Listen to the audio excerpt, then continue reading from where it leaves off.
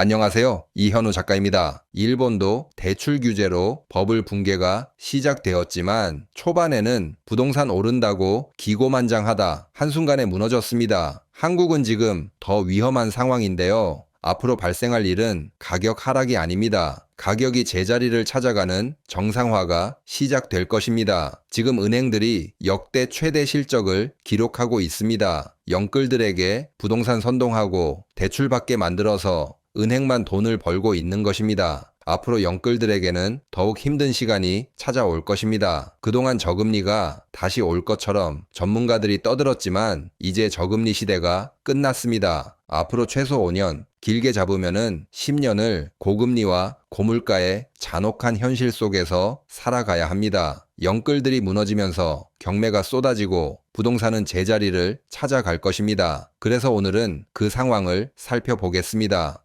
우리나라의 물가 상황을 한번 보겠습니다. 이 자료는 한국은행에서 가져왔습니다. 지금 보시는 건 최근 소비자 물가 변동 요인과 국제 유가와 환율 흐름입니다. 왼쪽 그래프를 보시면은 2025년 10월 기준 소비자 물가 상승률은 2.4%로 상승했습니다. 그 안을 들여다보면은 서비스 물가, 농축수산물, 근원상품까지 전방위적으로 오르고 있습니다. 물가가 전체적으로 상승하고 있다는 뜻입니다. 이렇게 물가가 폭등하는 원인은 당연히 환율 때문입니다. 원자재를 수입해야 하는 우리나라는 환율이 상승하면은 물가가 덩달아 폭등하게 됩니다. 물가가 상승하고 있기 때문에 지금은 금리를 다시 내릴 수 없습니다. 오히려 올려야 하는 상황입니다. 지금 이 시점에서 한국은행이 이런 자료를 발표한다는 것은 금리 인하는 당연히 불가능하고 금리 인상으로 갈 수 있다는 신호를 보낸 것입니다.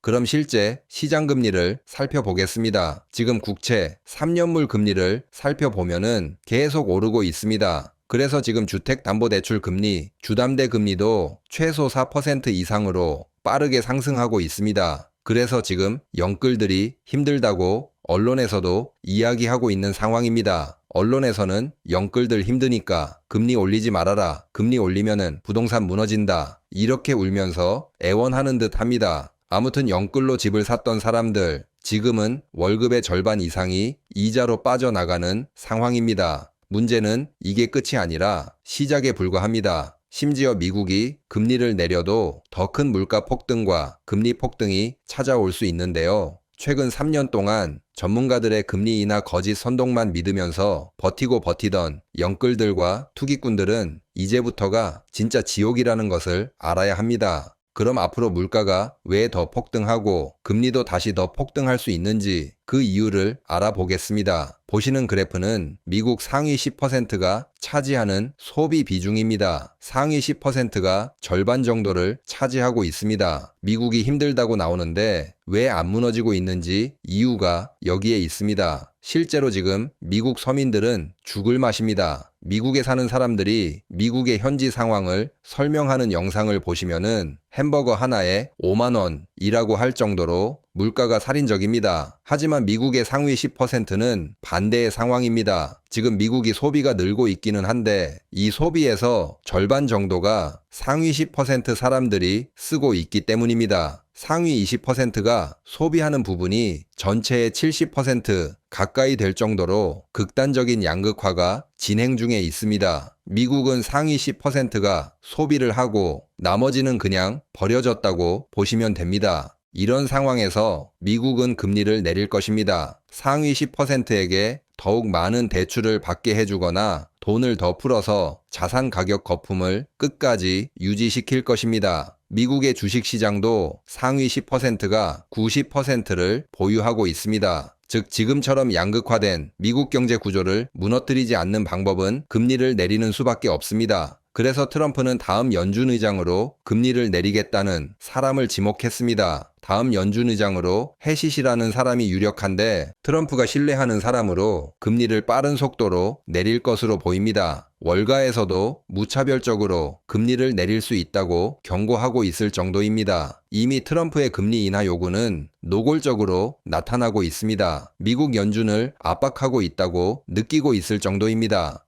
지금 파월이 버티고 있지만은 내년 5월이면 끝납니다. 이제 내년부터는 미국은 금리를 내리고 돈을 풀게 될 것입니다.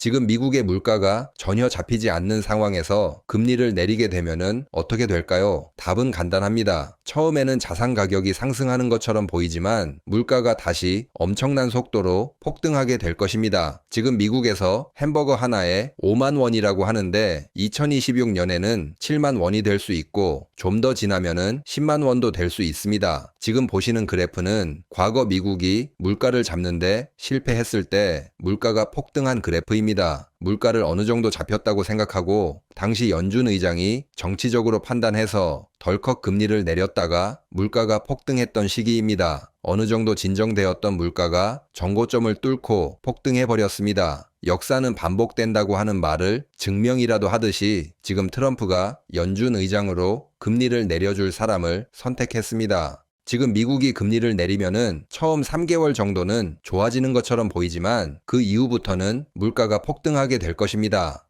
그리고 미국은 다시 금리를 급격히 올릴 것입니다. 이 그래프는 앞에서 미국의 물가가 다시 폭등했던 시기에 금리를 다시 올렸던 그래프입니다. 보시면은 금리를 내렸지만 물가가 다시 폭등하자 금리를 더욱 높게 올렸는데 당시에는 기준 금리를 무려 20% 넘게 올렸습니다. 물론 지금은 20%까지는 오르지 않을 것입니다. 얼마 전 미국 금리가 5.5%까지 올랐는데 이번에 금리를 다시 올려야 한다면은 최소 6% 이상으로 올릴 것으로 보입니다. 그리고 더 중요한 것은 고금리가 장기간 이어진다는 것입니다. 물가를 완전히 잡을 때까지, 물가 상승이라는 잔불이 남아있지 않을 때까지 고금리를 계속 유지할 가능성이 높습니다. 금리가 다시 오르는 것도 문제지만 그 기간이 길어질 것입니다. 영끌들과 투기꾼들에게는 금리 인하만 기대했는데 끝이 보이지 않는 지옥의 터널로 들어가는 것입니다. 고물가 고금리에서 영끌들과 투기꾼들은 차례대로 경매로 넘어갈 것입니다. 이 그래프는 방금 전 보신 고물가 고금리 사태에서 발생한 부동산 가격의 변화입니다. 보시면은 가격이 급격하게 하락합니다. 물론 지금과 저 당시 상황과는 많이 다릅니다. 저 당시에는 1970년, 80년 시대로 경제가 고도 성장하던 시기입니다. 지금은 다행히 마이너스 성장을 벗어났지만 저성장이 기본인 시대입니다. 이런 시대에서 고물가와 고금리를 얼마나 버틸 수 있을까요?